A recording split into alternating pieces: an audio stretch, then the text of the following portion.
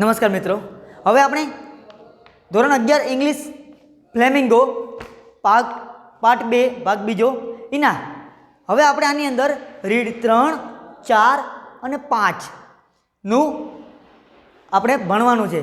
પહેલાં તો આપણે જોઈએ read number 3, my greatest Olympic prize, મારી સૌથી શ્રેષ્ઠ ઓલિમ્પિકનું ઇનામ. તો જોવી, walking a few yards away from the pit long jump ground, I kicked disgustedly, angrily with hatred at the ground. એ કે પીટ એટલે કે જે આપણે લોંગ જમ્પ માટેનું જે ગ્રાઉન્ડનો જે ખાડો હોય બરાબર છે, એનાથી થોડાક યાર્ડ એટલે કે થોડી દૂરી પર જઈને મેં ગુસ્સામાં અથવા તો હતાશ થયેલા આપણે ભાવ સાથે ગ્રાઉન્ડ પર પાટું માર્યું, લાત મારી.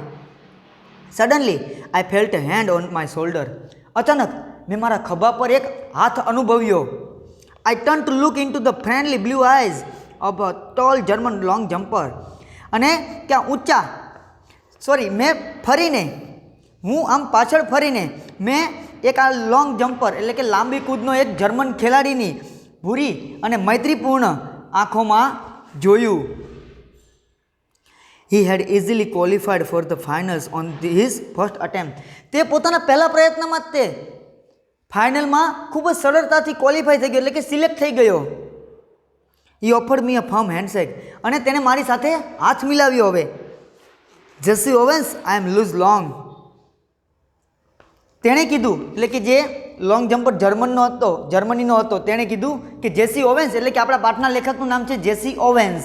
એ ખુદ વાત કરે છે પોતાના વિશે, જેસી ઓવેન્સ, અને સામેવાળો જે વ્યક્તિ જેણે એના ખભા પર હાથ મૂક્યો હતો એનું નામ હતું લૂઝ લોંગ. એટલે આવીને એમ કહે છે લૂઝ લોંગ કે જેસી ઓવેન્સ, હું લૂઝ લોંગ છું. I don't think we have met. મને નથી લાગતું તો આપણે પહેલાં મળ્યા હોઈએ. કે હી spoke English well though with German twist to it. પોતાની જર્મન ઢબમાં જર્મન રીતે તે ઇંગ્લિશ સારું બોલતો હતો. Glad to meet you, I said. મેં પણ એને કહ્યું કે તમને મળીને આનંદ થયો મને. Then trying to hide my nervousness, I added how are you. અને ત્યારબાદ મેં મારી થોડીક જે બેચેની હતી, ઉદાસીનતા હતી, હતાશા હતી, તેને છુપાવતા મેં એવું ઉમેર્યું, તમને કેમ છે એવું મેં એને પૂછ્યું. I am fine, the question is how are you. તો લૂઝ લોંગે કહ્યું કે હું મજામાં છું એકદમ, પણ પ્રશ્ન તો એ છે કે તને કેમ છે, કે એટલે કે જેસી ઓવેન્સને પૂછે છે તને કેમ છે. જો યુ મિત્રો એ કેપિટલ આપ્યું છે, મતલબ આ શબ્દો પર અહીંયા ભાર મૂકવામાં આવ્યો છે કે તને કેમ છે. What do you mean, I asked. તો કે મેં પૂછ્યું, મેં એટલે કોને, જેસી ઓવેન્સે. જેસી ઓવેન્સ કહે છે મેં પૂછ્યું કે તમારો કહેવાનો ભાવાર્થ શું છે. કે something must be eating means કે ટ્રબલિંગ યુ. તો કીધું હી સેડ. તો લોંગ લૂઝે કીધું કે એવું મને લાગી રહ્યું છે કે કંઈક વસ્તુ તને મનોમન ખાઈ રહી છે, એટલે કઈ વસ્તુ તને મનોમન મૂંઝવણ ઊભી કરી રહી છે. કે proud the way foreigners are when they have mastered a bit of slang. કે જ્યારે કોઈ વિદેશી વ્યક્તિ જે બોલચાલની ભાષામાં માસ્ટર એટલે કે કાબિલિયત મેળવી લે છે કોઈ બીજી ભાષામાં, ત્યારે ગર્વ જેવું અનુભવાય છે. કે you should be able to qualify with your eye shut means easily. એ કે તું સહેલાઈથી આંખો બંધ કરીને પણ ક્વોલિફાય એટલે કે સિલેક્ટ થઈ શકે છે. અહીં આંખો બંધ કરીને મતલબ મુહાવરા ટાઈપ વાપર્યું છે કે આંખો બંધ કરીને એટલે કે રિયલમાં આંખો બંધ કરીને નહીં, પણ કાઉન્સમાં મેં આપ્યું છે અહીં શર્ટનો અર્થ છે ઇઝીલી, ખૂબ જ સરળતાથી તું ફાઇનલ માટે ક્વોલિફાય એટલે કે સિલેક્ટ થઈ શકે છે. બીજો ફકરો જોવી એનો. That night I walked over to Luz Long's room in the Olympic village to thank him. તે રાત્રે હું ઓલિમ્પિક વિલેજમાં એટલે કે ઓલિમ્પિકના જે ગામ હતું ત્યાં લોંગ લૂઝના રૂમ તરફ ચાલીને ગયો. શેના માટે? તો એને આભાર વ્યક્ત કરવા માટે. I knew that if he hadn't been there I probably wouldn't be jumping in the final the following day. અને હું એ જાણતો હતો કે જો તે ત્યાં એટલે કે એના રૂમમાં નહીં હોય તો કદાચ આવતીકાલે જે લોંગ જમ્પ માટેની જે ફાઇનલ મારે દેવાની છે ક્વોલિફિકેશન માટે, તેમાં હું કૂદી શકીશ નહીં. We sat in his quarter and talked for 2 hours about athletics, ourselves, the world situation and a dozen other things.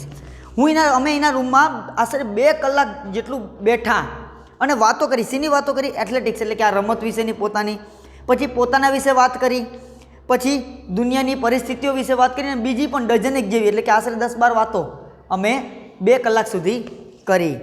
When I finally got up to leave, we both knew that a real friendship has been formed.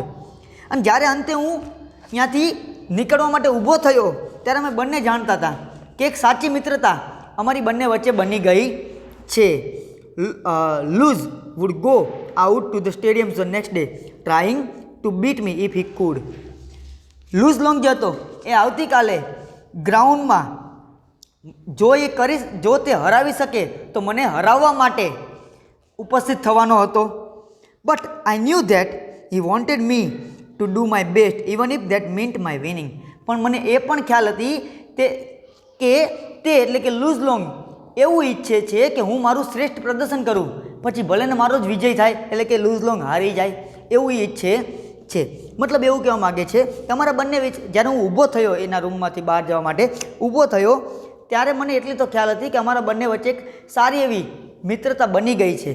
અને મને એ પણ ખ્યાલ હતી કે આવતીકાલે loose long ગ્રાઉન્ડમાં જો એનાથી શક્ય હોય તો મને હરાવવાનો પૂરેપૂરો પ્રયત્ન કરશે.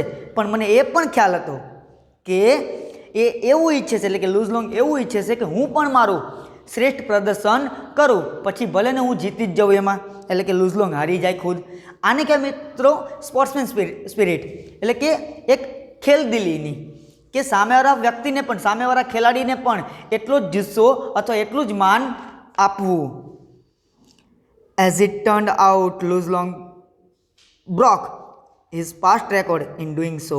અને જ્યારે એનો વારો આવ્યો ત્યારે લૂઝ લોંગે પોતાનો જ જૂનો રેકોર્ડ તોડ નાખ્યો. એટલે કે એનાથી વધુ પોતાનો જે જૂનો રેકોર્ડ હતો, જેટલી લંબાઈનો એ કૂદકો માર્યો હતો એનાથી પણ વધુ લાંબો કૂદકો મારીને તેણે પોતાનો રેકોર્ડ તોડી નાખ્યો. He pushed me on to a peak performance. અને તેણે મને પણ સૌથી શ્રેષ્ઠ પ્રદર્શન આપવા માટે મનોબળ પૂરું પાડ્યું. I remember that at the instant I landed from my final jump, the one which set the Olympic record of 26 feet and 5 and 5/16 inches. અને જ્યારે મને ખાસ યાદ છે કે જ્યારે મેં લોંગ જમ્પનું જે ફાઇનલ જે લોંગ જમ્પ હતો એ કરીને હું જમીન પર ઉતર્યો ત્યારે તે રેકોર્ડ 26 ફૂટ અને 5.5 ઇંચ જેટલો હું લાંબો જમ્પ કૂદકો મારી ચૂક્યો હતો. He was at my side. અને તે મારી બાજુમાં ઊભો હતો. હવે લૂઝ લોંગ બાજુમાં આવ્યો. Despite the fact that the entire stadium glared at us from the stands. અને એ એટલું હોવા છતાં પણ આખું સ્ટેડિયમ એ સમયે પોતાના સ્ટેન્ડ પર એટલે કે પોતાની જગ્યાએથી અમારા બેની સામે જોઈ રહ્યું હતું. Luz shook my hand hard and it wasn't a fake smile with a broken heart and artificial sort of grip. અને લૂઝ લોંગે ખૂબ જ ઉત્સાહપૂર્વક મારી સાથે હાથ મિલાવ્યો અને તેના પરનું જે સ્મિત હતું તે કોઈ એટલે કે સ્માઇલ હતી તે કોઈ તૂટેલા હૃદયની કે ખોટી સ્માઇલ કે કોઈ આપણે કહીએ ને જેને ફોર્માલિટી પૂરતી ખાલી આમ દેખાડવા પૂરતી એવી નહોતી કે એની સાચા ભાવથી તેણે મારી સામે સ્માઇલ કરીને મારી સાથે હાથ મિલાવ્યો. You could melt down all the gold medals and cups I have and they wouldn't be plating on the 24 carats friendship I felt for Luz Long at that moment. અને એ સમયે આ લૂઝ લોંગ માટે મને કેવું લાગતું હતું કે જેટલા પણ હું મેડલ્સ અથવા તો જેટલા બી કપ હું જીત્યો છું એ બધાને ઓગાળીને અમારા બેની મિત્રતા ઉપર જો હું પડ ચડાવું તો આ 24 કેરેટની મિત્રતા જે અમારી હતી એટલે કે એકદમ શુદ્ધ જે અમારી મિત્રતા હતી એ પડ પણ એને ઢાંકી શકે નહીં. તો મિત્રો હવે આપણે જોઈએ રીડ નંબર 4 એટલે કે ડિટરમાઇનેશન એટલે કે દ્રઢ નિશ્ચય દ્રઢ મનોબળ. તો જોઈએ આપણે ઇન 1883 1883માં મિત્રો આજથી આશરે 135-140 વર્ષ પહેલાંની વાત છે. In 1883 a creative engineer named John Roebling was inspired by an idea to build a spectacular very impressive bridge connecting New York with the Long Island. 1883માં એક સર્જનાત્મક એન્જિનિયર કે જેનું નામ હતું જોન રોબલિંગ એ એક કહેવાય ને કે ખૂબ જ પ્રશંસનીય બ્રિજ બનાવવાના આઈડિયાથી એક વિચારથી પ્રભાવિત થયો કે જે બ્રિજ ન્યૂયોર્ક સિટીથી લઈને લોંગ આઇલેન્ડ સુધીનું જોડાણ કરીએ તેવો bridge. However bridge building experts throughout the world thought this was an impossible feat. And એક છતાં જો કે આ બ્રિજ બનાવવાના જે એક્સપર્ટ લોકો હતા આખી દુનિયામાં, એટલે કે નિષ્ણાંત લોકો, એ એવું માનતા હતા કે આ કામ અશક્ય છે. અઘરું પણ નહીં જો મિત્રો, અશક્ય જ માનતા હતા, આ થઈ જ ના શકે કે. And told Roebling to forget the idea, અને રોબલિંગને પણ કહી દીધું કે આ વિચારને તું ભૂલી જા, આ ના થઈ શકે કે. It just could not be done, એ બની શકે જ નહીં. ઇટ વોઝ નોટ પ્રેક્ટિકલ, તે વ્યવહારુ નથી. ફક્ત વિચારોમાં તું લાવ કે, પણ એને વ્યવહારુ જીવનમાં લાગુ પાડી શકાય તેવો તારો પ્લાન છે નહીં. It head never bin done before, આવું ક્યારેય પહેલાં બન્યું જ નથી કે. એ જે નિષ્ણાંતો હતા એ લોકોએ જ્હોન રોબલિંગને એવું કીધું કે આવું ક્યારેય પહેલાં બન્યું જ નથી, એટલે આ થઈ શકે નહીં. Roebling could not ignore the vision he had in his mind of this bridge. પણ રોબલિંગના મગજમાં જે આ બ્રિજ બનાવો એટલે કે પુલ બનાવવાનો આઈડિયા હતો, વિચાર હતો, તે તેને નકારી શકે એમ હતો નહીં. He thought about it all the time and he new deep in his heart that it could B done. તે આખો દિવસ આના જ વિશે, આપણે કહે ને 24/7, 24 કલાક 7 દિવસ એ આનો જ વિચાર કરતો ને એને મનથી એવું લાગતું હતું કે આ થઈ શકે કે. જોકે એક્સપર્ટ્સ લોકો એવું કહેતા હતા થઈ ના શકે, પણ એના મનમાં એવો દૃઢ નિશ્ચય હતો, મનોબળ હતું કે આ થઈ જ શકે. He just had to share the dream with someone else, અને એને લાગતું હતું કે મારે મારો આઈડિયા, એટલે કે તેણે તેનો આઈડિયા, વિચાર, આ જે પ્લાન છે તે કોકની સાથે શેર કરવો જોઈએ, વહેંચવો જોઈએ. After much discussion and persuasions he managed to convince his son Washington, અને ઘણી બધા ચર્ચા વિચારણા અને વિચાર વિમર્શ બાદ તેણે પોતાના દીકરા વોશિંગ્ટનને કન્વિન્સ કર્યો, એટલે કે સહમત કર્યો આ વિચાર સાથે. બરાબર છે, પોતાના દીકરા વોશિંગ્ટનને, અને અપકમિંગ એન્જિનિયર કે જે હજી નવો જ એન્જિનિયર બન્યો હતો, that the bridge in fact food B build, કે જેથી કરીને આ બ્રિજ, આ પુલ બની શકે. મતલબ કે તેણે ઘણી બધી ચર્ચા વિચારણા અને વિચાર વિમર્શ બાદ પોતાના નવા બનેલા એન્જિનિયર દીકરા વોશિંગ્ટનને આ બ્રિજ બનાવવાના સ્વપ્ન સાથે સહમત કર્યો. અને હવે મિત્રો આપણે જોવાનો છે રીડ નંબર 5, એટલે કે કેન યુ ઇન્સ્ટોલ લવ. શું તમે પ્રેમને પ્રસ્થાપિત કરી શકો છો? મિત્રો આ વાર્તાની અંદર એક ટેકનોલોજીનું ઉદાહરણ આપ્યું છે, કોમ્પ્યુટરમાં ઇન્સ્ટોલ કરવાની સાથે સાથે પણ માનવ જાત ઉપર વાત કરવામાં આવેલી છે કે આપણે આપણી અંદર પ્રેમ અથવા લાગણી અથવા કરુણાને કેવી રીતે પ્રસ્થાપિત કરી શકીએ. તો જોઈએ. Customer said okay I am done. હવે આ પરિસ્થિતિ ક્યાંથી ચાલુ થાય છે કે જ્યારે તે કસ્ટમર સર્વિસ રિપ્રેઝેન્ટેટિવ એટલે કે ગ્રાહક સેવા પ્રતિનિધિને પૂછે છે તે પ્રેમ પ્રસ્થાપિત કરી શકાય? તો કે હા. તો કે કેવી રીતે કરી શકાય? એ ગ્રાહક સેવા પ્રતિનિધિ તેને મેથડ્સ આપે છે, અને મેથડ પર કામ કર્યા બાદની આ સ્ટોરી છે. શું કહે છે કસ્ટમર? ગ્રાહક કહે છે okay I am done, okay મેં કરી લીધું. કે હવે love has started installing itself automatically. પ્રેમ પોતાની જાતે જ તે હવે પ્રસ્થાપિત થવાનું ચાલુ કરી દીધું છે. Is that normal? શું આ એક સામાન્ય પ્રક્રિયા છે કે? CS રિપ્રેઝેન્ટેટિવ એટલે કે કસ્ટમર સર્વિસ રિપ્રેઝેન્ટેટિવ એટલે કે ગ્રાહક સેવા પ્રતિનિધિએ કહ્યું યસ ઇટ ઇઝ. હા, આ એક સામાન્ય પ્રક્રિયા છે કે you should receive a message that says it will reinstall for the life of your heart. અને તમને તમારી સ્ક્રીન પર એટલે કે કોમ્પ્યુટરની સ્ક્રીન પર એક એવો પણ મેસેજ જોવા મળશે કે હવે આ ફરીથી પ્રસ્થાપિત થઈ રહ્યું છે. શેના માટે? તમારા હૃદયના આયુષ્ય માટે આ ફરીથી પ્રસ્થાપિત થઈ રહ્યું છે. Do you C that message? શું તમને એ મેસેજ એટલે કે સંદેશો દેખાય છે સ્ક્રીન પર? કસ્ટમર સેટ એટલે ગ્રાહકે કહ્યું યસ આઈ ડુ. હા, મને દેખાય છે. કે ઇઝ ઇટ કમ્પ્લીટલી ઇન્સ્ટોલ્ડ? શું તે હવે સંપૂર્ણપણે ઇન્સ્ટોલ એટલે કે પ્રસ્થાપિત થઈ ગયું છે? CS રિપ્રેઝેન્ટેટિવ એટલે કે customer service representative said yes but remember that you have only the base program. એ કે હા, હવે સંપૂર્ણ રીતે પ્રસ્થાપિત થઈ ચૂકેલું છે, પણ એ યાદ રાખજો કે તમારી પાસે ફક્ત પાયાનો જ પ્રોગ્રામ છે હજી, એટલે કે બેઝિક પ્રોગ્રામ છે. You need to begin connecting the other hearts in order to get the અપગ્રેડ્સ. પણ હા, તમારે જો આમાં નવીનતા લાવવી હોય, કંઈક વધારો કરવો હોય, આ જે પાયાનો પ્રોગ્રામ છે એમાં કંઈક નવીનતા લાવવી હોય, વધારો કરવો હોય, તો તમારે બીજા હૃદયો સાથે પણ જોડાવવું પડશે. મતલબ કે જો તમે તમારામાં લાગણીને વધુ માત્રામાં લાવવા માગતા હોય તો બીજા પ્રત્યે પણ તમારે કરુણા એટલે કે લાગણી દાખવવી પડશે. Customer said oops I have an error message already.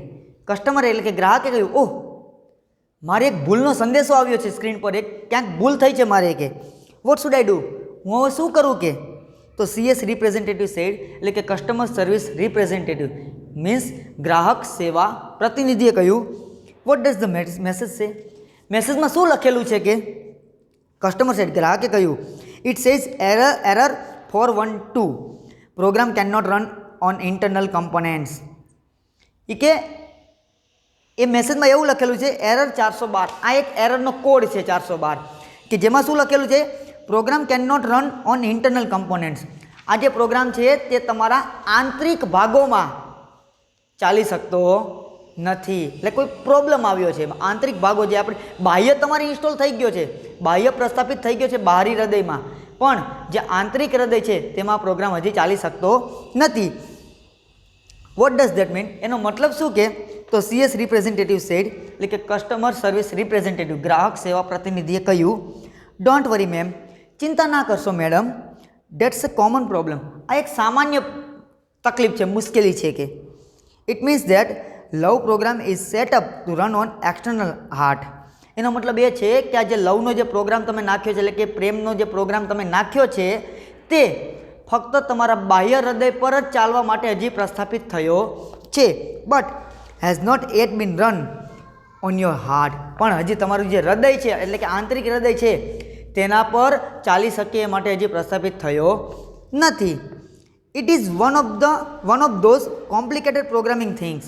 અને આ જે પ્રોગ્રામિંગ કરવા માટેની જે કહેવાય ને આપણે એકદમ જટિલ બાબતો છે એમાંની જે કાંઈ ઘટના છે કે એમાંની જે એક બાબત છે. કે but in non technical terms it means you have to love your own machine before you can love others. But in non technical terms, પણ જો કે બિન તકનીકી ભાષામાં કહું તો તેનો મતલબ એવો થાય છે કે તમે બીજાને પ્રત્યે લાગણી દાખવો અથવા તો પ્રેમ દાખવો એ પહેલાં તમારે ખુદે તમારા મશીન પ્રત્યે પ્રેમ દાખવવો જોઈએ. મતલબ એવું કહેવા માગે છે આપણને કે જો તમે બીજાના પ્રત્યે જો પ્રેમ ભાવના દાખવી શકો તો પોતાના પ્રત્યે પણ દાખવવી જરૂરી છે. એ પહેલાં કરવું જોઈએ, ત્યારબાદ તમે બીજાઓ પ્રત્યે પ્રેમ ભાવના દાખવો. તો અહીંયા મિત્રો આપણો 5મો રીડ પણ પૂરો. હવે વાત કરીએ આપણે આપણા હોમવર્કની. તો ત્રીજો, ચોથો અને 5મો આ ત્રણેય રીડના ફકરામાંથી જવાબ, જેમ આગલા 2 રીડમાં આપણે લખ્યા તેવી જ રીતે ફકરો લખવાનો નથી, ફક્ત પેરેગ્રાફનો નંબર લખીને તેના પ્રશ્ન જવાબ લખવાના છે. અસ્તુ, જય ગુરુદેવ.